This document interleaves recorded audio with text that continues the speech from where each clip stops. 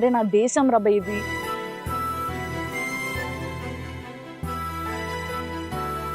So నిన్న night Guwahati వచ్చినాం మేము. ఎందుకంటే యాక్చువల్గా ఏవైతే శివసాగర్, గౌరీ సాగర్ అనే ఏరియాస్ ఉన్నాయో ఇవన్నిటి దగ్గర కూడా బ్రహ్మపుత్ర ఉపనదులు పోతున్నాయి అనమాట ఆ ఊర్ల మీద నుంచి వెళ్ళి. అందుకోసమే ఆ ఊర్లన్నీ మొత్తం కొట్టుకుపోయినాయి, మునిగిపోయినరు. దాదాపుగా ఒక 2 లక్షల మంది స్టిల్ ఆ ఊర్లల్లా పెంకుల పైన ఎక్కి లేకపోతే ఎక్కడెక్కడైతే చోటు దొరుకుతుందో అక్కడక్కడ ఉంటున్నట్టుగా మనం విజువల్స్ చూస్తున్నాము. సో వాళ్ళందరికీ కూడా చాలా మంది పోయి సహాయం చేస్తున్నారు. సహాయం చేసే వాళ్ళల్లో చాలా మంది మాక్సిమం ఏంటంటే టన్స్ ఆఫ్ రైస్, ఆయిల్, ఉప్పు, కారాలు ఇవి తీసుకుపోయి ఇస్తున్నారు వాళ్ళకి వండుకోవడానికి పనికొస్తాయి. ఎందుకంటే ఒక్కసారిగా మొత్తం అన్ని కోల్పోయిన వాళ్ళకి తర్వాత వాళ్ళకంటూ ఒక ప్లేస్ ఏర్పరచుకున్న తర్వాత ఇమీడియట్ గా పోయి సంపాదించుకునేంత శక్తి ఉండదు. సో వాళ్ళకి లేటర్ ఆన్ అవన్నీ బాగా పనికొస్తాయి.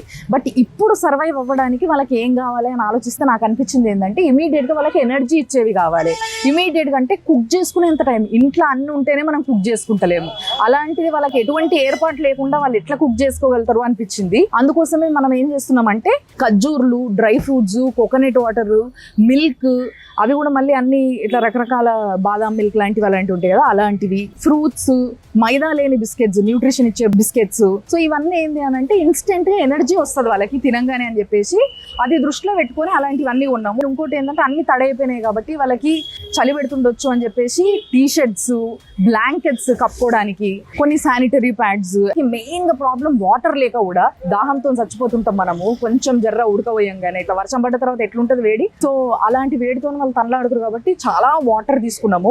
ఇది చాలా చిన్నది వాళ్ళకి, ఎందుకంటే చాలా మంది ఉన్నారు, చాలా నష్టపోయి ఉన్నారు వాళ్ళు. నేను చేసేది సరిపోదు, నాలాంటి వాళ్ళు కానీ లేకపోతే ఇంకా పెద్దవాళ్ళు ఇంకెంత సహాయం చేసినా కూడా వాళ్ళు కోలుకోవడానికి చాలా టైం పడుతుంది. సో నాతో అయినంత నా శాలరీ నుంచి చిన్నగా నేను చేస్తున్నాను. సో దీంట్లో మొత్తం అంతా కూడా లోడ్ చేసిండ్రు. ఇప్పుడు ఇక్కడ నుంచి 7 to 8 hours జర్నీ ఉంది. దారిలో పోయేటప్పుడు వర్షం బాగా పడుతుంది అని చెప్పేసి వాళ్ళు ఇప్పుడే మొత్తం అంతా టై చేసేస్తున్నారు. సో ఇక్కడ నుంచి బయలుదేరుతున్నాయి ఇప్పుడు.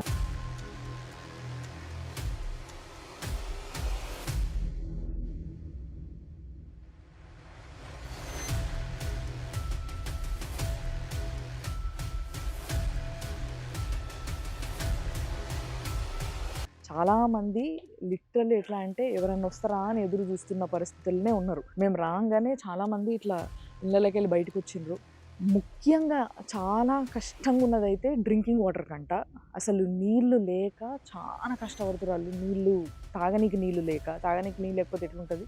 సో ఆ పరిస్థితులు ఉన్నారు. మేము రాగానే ఫస్ట్ 3-4 మమ్మల్ని అడిగింది పానీలాయే అంటే నీళ్ళు తెచ్చిరా అని అడుగుతున్నారు మాకు. సో అట్లాంటి పరిస్థితులు ఇంకా ఇక్కడ ఉన్న జనాలు ఉన్నారు.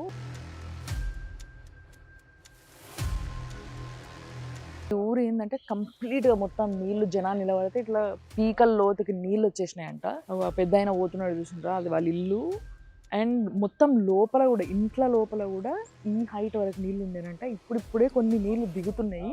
బట్ ఫిర్బీ వాళ్ళకి ఇంకా మొత్తం అంతా సెట్ అయ్యేంతగా ఏమీ లేదు. ఇంకోటి ఏంటంటే నా ముందు కూడా మొత్తం నీళ్ళే ఉన్నాయి. ఏదైతే ఈ మధ్యలో ఉన్న చిన్న రోడ్ ఉందో దీని మీదకెళ్ళి నీళ్ళు దిగినాయి తప్పితే ఈ సైడ్లల్లో ఇళ్ళల్లో మాత్రం మొత్తం నీళ్ళే ఉన్నాయి. మీరు ఏదైతే టీవీలో వీడియోస్ చూస్తున్నారో ఇట్లా పడవలు వేసుకొని పోయి పాపం వాళ్ళకి కావాల్సిన నీళ్లు, ఫుడ్ ఇచ్చేసి వస్తూ ఉన్నారు చూసారా, అదంతా ఇక్కడనే అనమాట.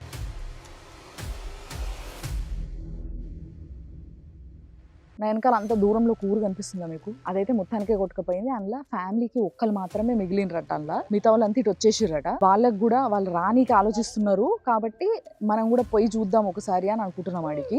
సో వాళ్ళకు కూడా మనం ఇవ్వగలిగిన సామాన్లన్నీ ఇచ్చేసి వస్తే కొంచెం వాళ్ళకి హెల్ప్ఫుల్ ఉంటుందని మేము ఈ పడవ వేసుకొని పోతున్నాం. కానీ చాలా డేంజర్ ఉంది ఈ పడవ కూడా. అసలు వీళ్ళు ఎట్లా పోయిర్రో ఇలా అర్థమైతలేదు. అటు ఇటు ఊతుంది. ఆయన అట్లా పట్టుకొని పోతుంది. ఈయన ఆర్మీ జవాన్ అంటే ఈయనకి హైదరాబాద్లో చాలా మంది దోస్తులు ఉన్నారంట, చాలా మందిని కాపాడినట్టున్నాడు. సో ఆయన్నే తీసుకొని పోతుండ అనమాట మనని ఆ ఊరికి. కనిపిస్తుందా మీకు అక్కడ చెట్ల కింద ఇట్లాంటిది ఒక చిన్న పడవ పైన అక్కడ ఒక ఆమెని, ఒక చిన్న పిల్లని కూర్చోబెట్టుకొని తీసుకుపోతుండు కదా ఆయన. ఆ ఊరికే తీసుకుపోతుండంట. ఈ నీళ్ళన్నీ పోవడానికి చాలా టైం పడుతుంది అనేసి అంటున్నారు. చూడ్డానికి ఇది చెరువులాగా కనిపిస్తుంది కానీ యాక్చువల్గా ఇది చెరువు కాదు, పంట పొలాలు ఇవి. సో ఈ ఊరోళ్ళ జాగాలలో వాళ్ళు పంటలు వేసుకున్నారు. ఆ పంట అంతా కొట్టుకపోయింది, మీదికి వెళ్ళి నీళ్లు ఇంతగానం జమ అయినాయి.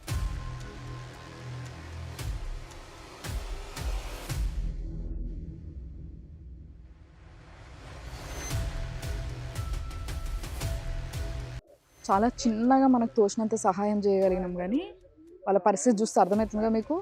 వాళ్ళకి ఇలాంటి సాయం ఇంకా ఇంకా ఇంకా కొన్ని నెలల పాటు అవసరం ఉంది అనిపిస్తుంది. ఎందుకంటే కొన్ని నెలల సమయం పడుతుంది అంటే ఈ నీళ్ళన్నీ పోయేటందుకు.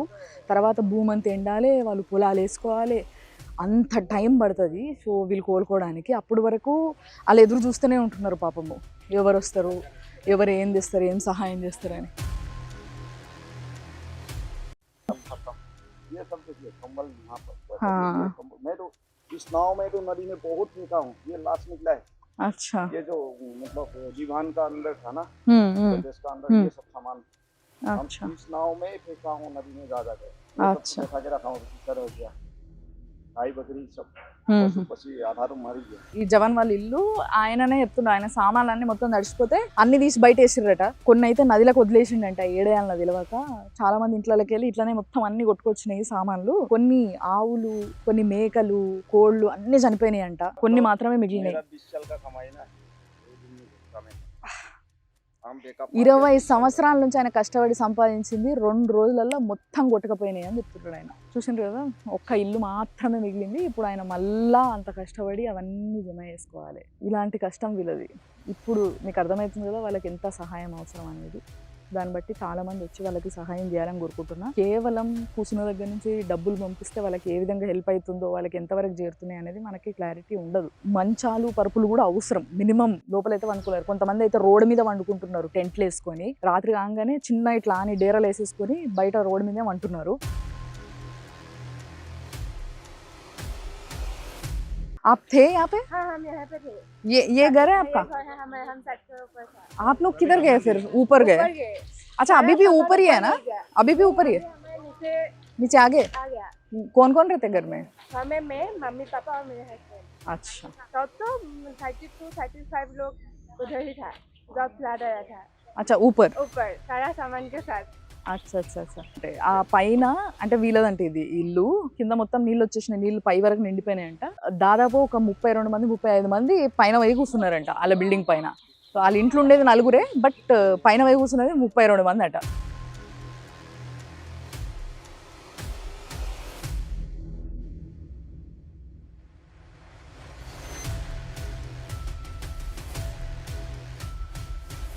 ఈయన జవాన్ అయినా ఒక నామ పేరు మిదుల్ గోగోయ్. మిదుల్ గోగోయ్ హాజీ ఆయన పేరు అది.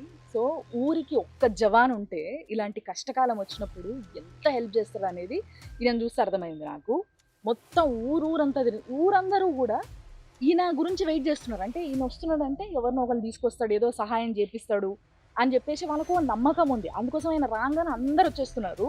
సో అది గమనించి ఆయనని మాకు హెల్ప్ చేయమని చెప్పి మేము అడిగినాము. ఆయన చాలా హెల్ప్ చేసిండు. థ్యాంక్ యూ సో మచ్ భయ్యా. इतना दूर से हम लोगों को अपना गांव का मतलब पूरा परिवार को देखने के लिए आया है। हम लोगों को कोई जात पात कुछ नहीं चाहिए, हम लोग को इंसान चाहिए। आप लोगों का एक आवाज़ से हम लोगों का हौसला हो रहा है। हम लोग यदि इतना पानी में है फिर भी आप लोगों का जो प्यार मिल रहा है ना, उसी में हम लोग पूरा हौसला आ रहा है। मेरे गांव की तरफ से आप लोगों को धन्यवाद। कैसे भी हो हम लोग भी आप लोगों का ऐसा सेवा तो कर नहीं पाया है जितना मतलब वो कर रहा है, लेकिन आप लोगों के लिए बहुत बहुत धन्यवाद मेरे गांव की तरफ से। मतलब थैंक यू बोलने से मेरा पूरा नहीं होगा, आप लोगों को मैं इतना थैंक यू दे रहा हूँ आप लोगों को। तेलुगु बात करते हैं? नहीं बात तो नहीं होता है, लेकिन बात बोलता है ना हम, मतलब मुंह का उस लड़ से हम समझ लेता है क्या बोल। एक्चुअली आप लोग इतने कष्ट में वो देखने में हमारे को बहुत मुश्किल हो रहा है, पर जो हम कर सके वो कर दिए। इतना मैं मतलब आप लोगों को सामने देखा हूँ ना मैम, इतना में हौसला है। बाकी तो आप लोग जो दे रहा है वो तो हम लोगों के लिए प्यार है, वो है ना, उस प्यार तो प्यार है। आप लोगों का जो सामने ऐसे मुसीबत में खड़ा होना है वो हौसला बहुत बड़ा हौसला है। उसमें हम लोग सिर्फ इंसान चाहिए। देश के बच्चे हम लोग, तो हम पूरे अगर कुछ किसी को कुछ चाहिए तो हम लोग ऐसा हाथ पकड़ के ऊपर लेके आना चाहिए। तो वो कर रहे हैं हम लोग। वही है। धन्यवाद मैम, बहुत बहुत धन्यवाद। मतलब अपना गाँव की तरफ से, अपना डिस्ट्रिक्ट की तरफ से आप लोग के मतलब जैसलमेर में एक न्यूज़ से आप लोग आके इतना दूर से इतना आ गया। मैं तो हैरान हो गया, हैदराबाद से आया है, मैं दौड़ के गया हूँ। सही में मैम घर में हम सफाई कर रहा था, हैदराबाद पार्टी बोल दिया, हम दौड़ के गया हूँ, इतना दूर से आया है बोल के। आप लोग का बहुत बहुत धन्यवाद मैम, आप लोग इतना दूर से आया है। ठीक है मैम, थैंक यू मैम।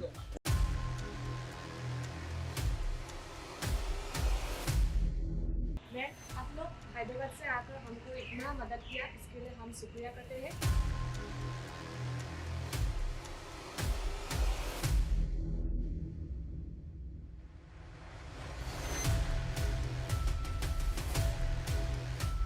వచ్చి ఇక్కడ చేస్తే కొంచెం మనసు హాయిగా అనిపించింది. అంటే వాళ్ళకి ఏదో ఒకటి చేయగలిగినాము, ఒక్కరోజు వాళ్ళకి అవసరమైనవి నేను ఇవ్వగలిగినేమో అన్న ఒక సంతృప్తి నాకు లోపల ఉంది. కానీ బాధ ఏంది అని అంటే, ఇందాక నేను చూపించిన కదా, పడవేసుకొని అవతల సైడ్ పోతే అక్కడ ఒక ఊరు మొత్తం మునిగిపోయింది. అక్కడ ఇంకా జనాలు ఉన్నారు. అక్కడ ఏంటంటే ఇంట్లో ఉన్న వాళ్ళని అందరినీ, పెద్దోళ్ళని చిన్నోళ్ళని పంపించేసి ఇంటికి ఎవరైతే మొగోళ్ళు ఉంటారో వాళ్ళు ఒక్కొక్కళ్ళు మాత్రం అట్లా ఉండిపోయినారంట అక్కడనే. సో వాళ్ళకి కూడా సహాయం చాలా అవసరం. వాళ్ళు మొత్తం ఆ పడవలు వేసుకొని ఇటు వచ్చి ఏం కావాలన్నా ఇక్కడ నుంచి తీసుకొని పోతున్నారు అనమాట. ఇంకా వీళ్ళకి చాలా పెద్ద సహాయం అవసరము. చాలామంది నేను ఇట్లా పోతున్నా, వాళ్ళకి నాతో అయినంత నేను చేయడానికి పోతున్నా అని అంటే, మీరు QR కోడ్ పంపించండి, మీ అకౌంట్ నెంబర్ పంపించండి, మేము డబ్బులు వేస్తాము అని చెప్పేసి చాలామంది అడిగినారు నన్ను. థ్యాంక్ యూ సో మచ్ నన్ను అడిగినందుకు. కానీ నేను తీసుకోదలుచుకోలేదు అవి. ఎందుకంటే ఎవరికైనా సహాయం చేయాలనుకున్నప్పుడు పర్సనల్గా పోయి చేయాలి. ఈ రోజులలో ఎవరికి ఎంతవరకు సహాయం అందుతుంది అనేది కళ్ళతో చూస్తేనే, చేయితో చేస్తేనే మనం చేసినట్టు. లేకపోతే ఆ మధ్యలో ఎక్కడ ఏమవుతున్నాయో తెలియదు. కాబట్టి నాకు ఆ రిస్క్ తీసుకోవడం కూడా ఇష్టం లేదు. నేను కేవలం నా జీతంలో నుంచి నాతోనైనంత, నా పర్సనల్గా నేను ఏం చేయగలిగినో అదే చేసిన.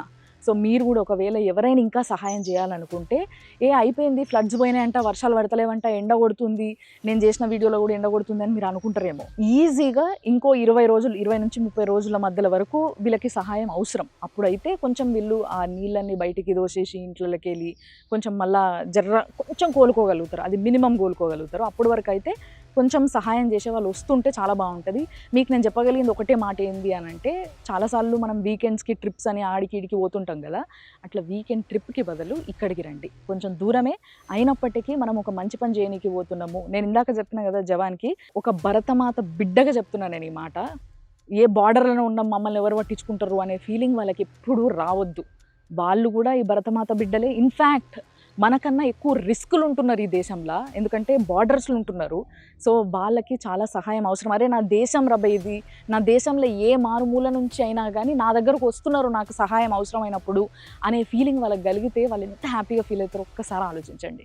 అందుకోసమైనా సరే ఒక ట్రిప్ మానుకొని అయినా సరే మీరు ఇక్కడికి రండి, వాళ్ళకి హెల్ప్ చేయండి. అంతేగాని నాకు మాత్రం డబ్బులు వేస్తా అని అనకండి. నేను తీసుకోలేను, I'm very sorry, but I'm really ఎంతో అంత సాటిస్ఫైడ్ ఫీలింగ్ వస్తుంది నాకు. ఏంది అని అంటే నేనే రాగలిగినాను. మీకు కూడా సాటిస్ఫాక్షన్ కావాలంటే మీరు రావాల్సిందే.